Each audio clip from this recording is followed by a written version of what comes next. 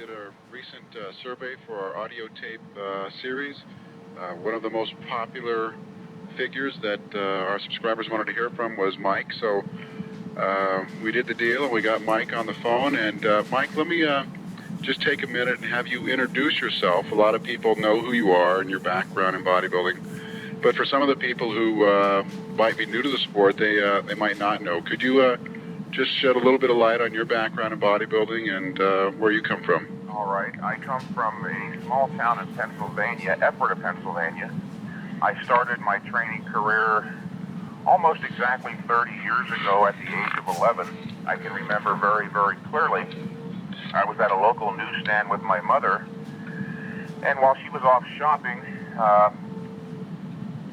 I was looking over a vast array of magazines, and after a period of time, my attention became arrested by the sight of a bodybuilder, of course, on a muscle magazine cover. I grabbed it, and there was an instantaneous love affair started.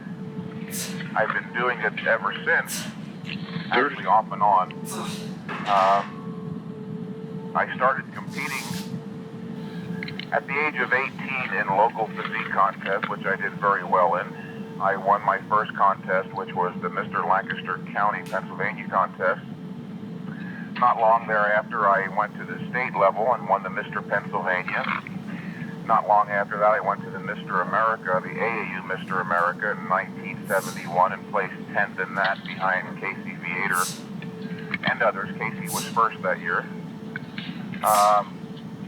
Not too long after that, I injured my right shoulder quite severely while training and was forced to lay off for several years. In late 1974, I started back training. I should say resumed training. And went into competition again in 1975, at which time I entered the IFBB Mr. America in Los Angeles, where I placed third behind Robbie Robinson and Roger Callard. That motivated me quite a bit, and the next year I trained very, very hard, came back to win that contest, the 1976 IFBB Mr. America. In 1978, I won the IFBB Mr. Universe, or World Championships as they're now called, with the first and only perfect score in history. Wow. In 1979, I won my first pro contest, the Southern Pro Cup in Florida. Did well in several other professional contests, then won my weight class at the Mr. Olympia in 1979, placed second to Frank Zane overall. So they used to have weight classes in the Olympia. Right. Under 200, over 200, or? Yeah. And you won the over 200 weight class in the Mr. Olympia? I won the Olympia? over 200 with a perfect score. Wow, a lot of people don't know that. Yeah. An interesting bit of history. Mm-hmm. And then the next year, in 1980, I placed fifth at the Mr. Olympia, a contest that I and almost everyone else who witnessed it was convinced was fixed, and as a result decided to drop out of competitive bodybuilding. Really? Now that was the year the Arnold won it back in Columbus. All right, it is the first vlog since January. I've been posting a lot of short form content, but haven't posted an actual proper YouTube video in a long time. So here we are. As you may have just seen, I just hit 225 for a single, and it was super heavy, unfortunately. Before I was able to rep this weight out for like a lot of reps. Like it was like I could rep this for back off sets before, but here we are. 225 is now heavyweight. It's to be expected because of how deep I am in the cut right now. I'm at about 149 pounds, which is 16, 17 pounds down from where I started, because I started at 165, 166 pounds. So here we are in the garage. I have bench here, and then after that I only have like 2 leg exercises. Because of the way I train, my split isn't a usual like bodybuilder type of split, since I train my bench for powerlifting reasons, for strength reasons, since I do plan on competing in bench only powerlifting. So today I have bench plus leg day. My leg day currently is very, very minimalistic. I train legs once per week. Only 2 exercises, one for quads and one for hamstrings. So right now I'm doing sissy squats for quads and leg curls for hamstrings. I do like 3-4 sets to failure. 3 sets of sissy squats, 4 sets of leg curls. Take every set to failure, and that's enough for me to just maintain my mass. Because training legs to failure, if you really do train them to failure, it trains them really well. And me in general, I never really needed that much volume for my legs. I might do like 2 times a week legs after I'm done with this, but to be honest, I'm fairly happy with my leg size. I don't really care to grow them that much for the moment, but my goal right now is to train my abs and my arms mainly. So once those grow a bit, I might start training legs more frequently. But for now, my main focus is really like my arms, forearms, biceps, shoulders, and my abs, because my abs, I haven't trained them for literally years. Since I was doing powerlifting, I didn't really need to train them directly. So when it comes to ab development, my abs aren't really there. Arms, especially biceps, I haven't really trained much either. Shoulders a little bit, but not that much as well. So that's really going to be my focus here, arms and abs, once I'm done with this cut and I'm back to bulking. For those of you who don't know, I did mention powerlifting a few seconds ago. I used to do full powerlifting before I switched to bodybuilding this summer. So I've been doing powerlifting for like 2 years-ish. And then a few months ago, I switched to more bodybuilding style training. My main goal was to be as strong as possible in the squat, bench, and deadlift.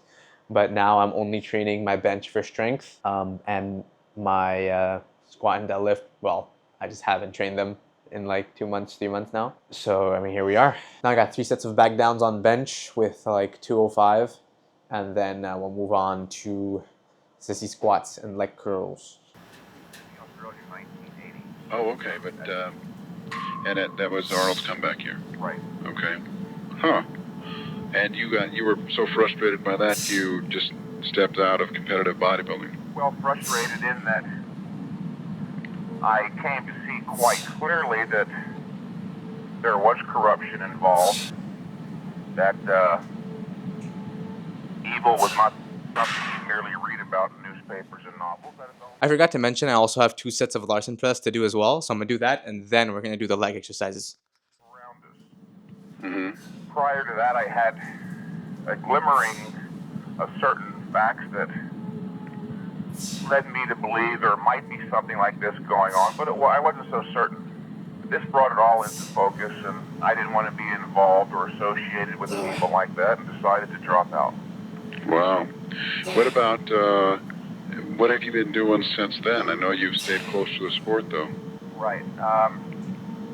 In 1983, I left Los Angeles, where I worked for Joe Weider and his Muscle and Fitness magazine, to go to Florida to work for Arthur Jones at Nautilus. Okay. I stayed there for a relatively short period, only 6 months, which is quite interesting, actually.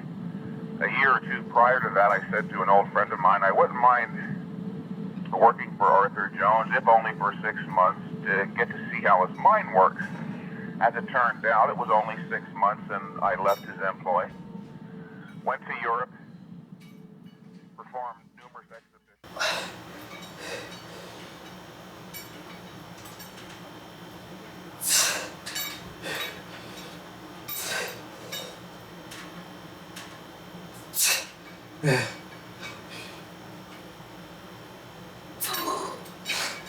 Can't reach failure, bro. Alright, I was doing the sissy squats all wrong there, so now I'm just gonna take off all the weight and see how many reps I can do just body weight with like a proper full range of motion.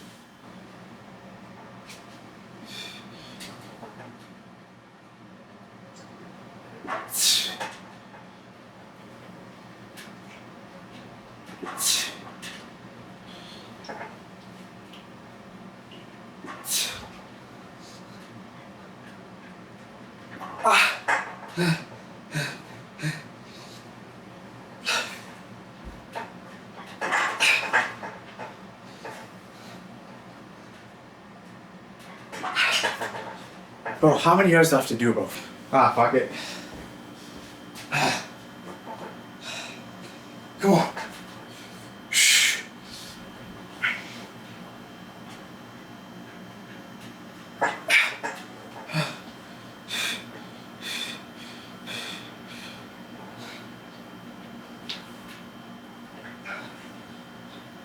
Bro, nah. I'm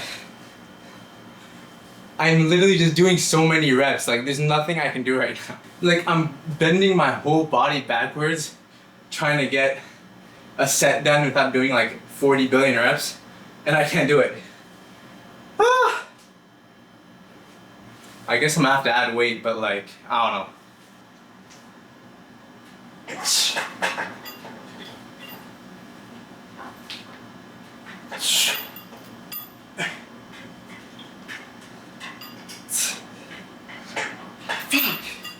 It's not enough, bro. It's actually not enough, but shit, I won't stop there. I can definitely feel my quads. It's not failure or anything, but I definitely work my quads, but I'm trying to do 100 billion reps. Maybe I'll switch to like, I mean, either I'll just go heavier next time, or I might just switch to high bar squats instead for quads, but we'll see.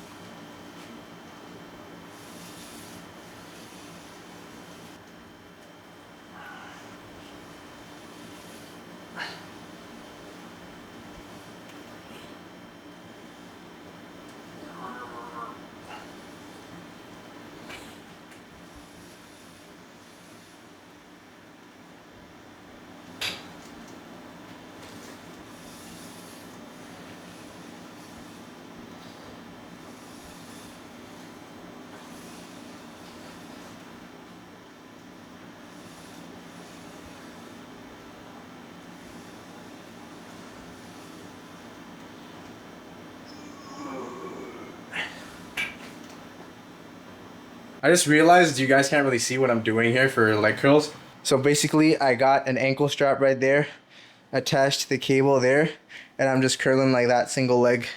So yeah, that's how I'm doing the leg curls at home.